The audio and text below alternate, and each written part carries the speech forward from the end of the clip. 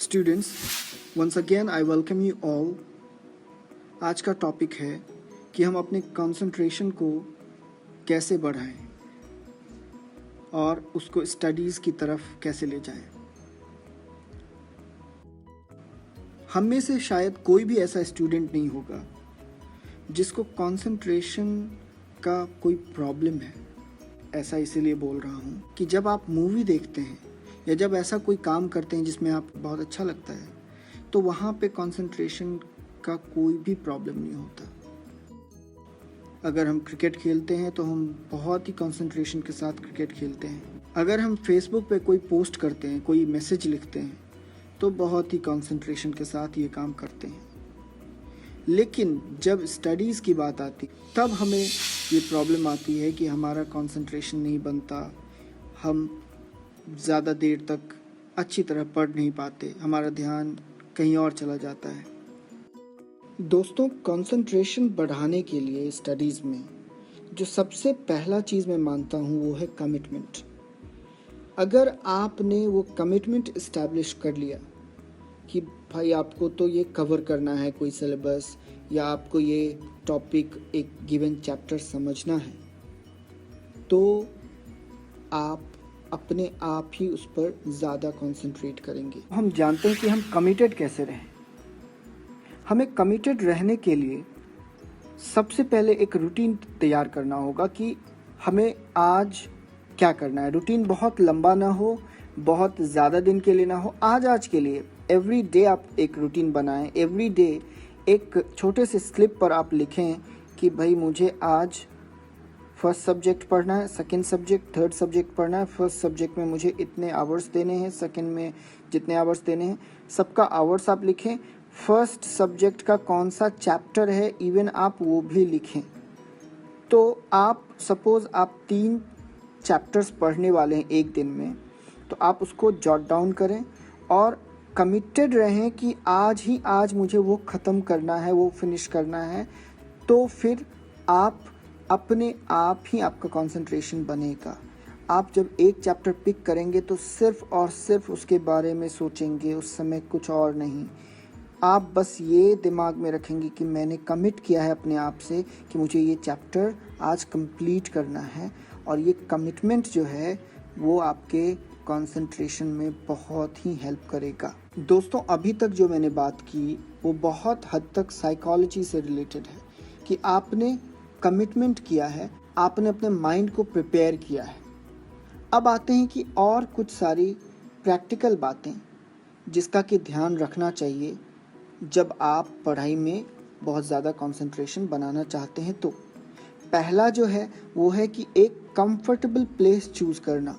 दोस्तों, ये comfortable place के पास ऐसा कुछ सामान ना हो जो घर वालों को हमेशा जिसकी नीड होती हो और वो उस सामान को लेने आपके पास आएँ और आपको ट्रबल होने लगे उससे। जहाँ पे भी आप स्टडीज़ के लिए बैठ रहे हो वहाँ पे आपका सारा बिलोंगिंग्स हो, जो भी आपको जिस बुक की ज़रूरत है वो सारी बुक्स आपके पास हो। Pen, pencil, bag, everything should be very near to you, so that कि आप बार बार उठकर कहीं और ना जाएं। जब आप स्टडीज़ में हैं उस समय में आपका मोबाइल जो है आपके पास बिल्कुल ही ना हो।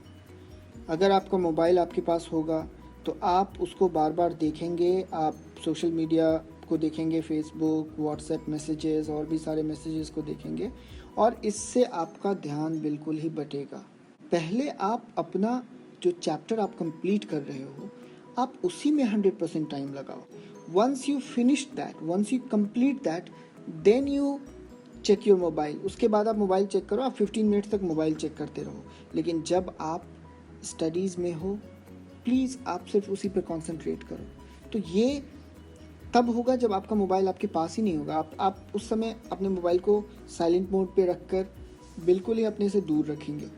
पढ़ने के दौरान कई बार आपको कोई और भी बातें आपके ध्यान में आती रहेंगी और फिर आप डाइवर्ट हो जाते हैं, आप किसी और बात को सोचने लगते हैं। इससे बचने के लिए आप अपने स्टडी प्लेस के वॉल पे एक टू डू लिस्ट चिपकाएं, जो लिस्ट आपने बनाया था, और उसको देखते रहें कि oh yes I have to complete this chapter. फिर जो भी बातें आपके ध्यान में आएंगी फिर आप खुद ब खुद वापस आकर अपने स्टडीज़ पे ध्यान देने लगेंगे, क्योंकि आपने कमिटमेंट किया है कि आज मुझे ये कंप्लीट करना है। तो this is all mind game. आपको अपने माइंड को कंट्रोल करना है, तो आपको उसको बार बार बताना होगा कि no, you can not go that side, just come back and concentrate on what we are doing, what we are studying now. दोस्तों, आप कॉन्सेंट्रेशन तब भी लूज़ करते हैं जब आपको कोई टॉपिक समझ नहीं आ रहा हो, और सिंस आपको वो टॉपिक समझ नहीं आ रहा तो फिर आप बिल्कुल ही इंटरेस्ट लूज़ कर देते हैं और आपका कंसंट्रेशन कहीं और चला जाता है। तो ऐसे केसेस में जब आपको कोई टॉपिक ना समझ आ रहा हो, तो उस टॉपिक को आप एक अलग जगह पे नोट करें और आप आगे बढ़ जाएं अपने स्टडीज़ में। आपको जब भी फिर मौका मिले उस टॉपिक को समझने का, हो सकता है कि आप अपने फ्रेंड्स के हेल्प से या अपने टीचर्स के हेल्प से आप उस टॉपिक को समझ लेंगे, तो वो आप कंप्लीट करेंगे तब। लेकिन जब आपने चैप्टर को स्टार्ट किया है तो उस चैप्टर को कंप्लीट करने का जो काम है वो आपका ही है। अगर बीच में कोई टॉपिक नहीं समझ आ रहा तो ठीक है, वो बाद में आप उसको कवर कर सकते हैं, उसको एक जगह नोट कर लीजिए। But that time be very serious, not to stop studying. ऐसा होता है कई बार कि आपको टॉपिक समझ नहीं आ रहा, आप बिल्कुल ही बोर होकर आपने बुक को क्लोज़ किया और कुछ और काम में लग गए। तो ऐसा हम नहीं करेंगे।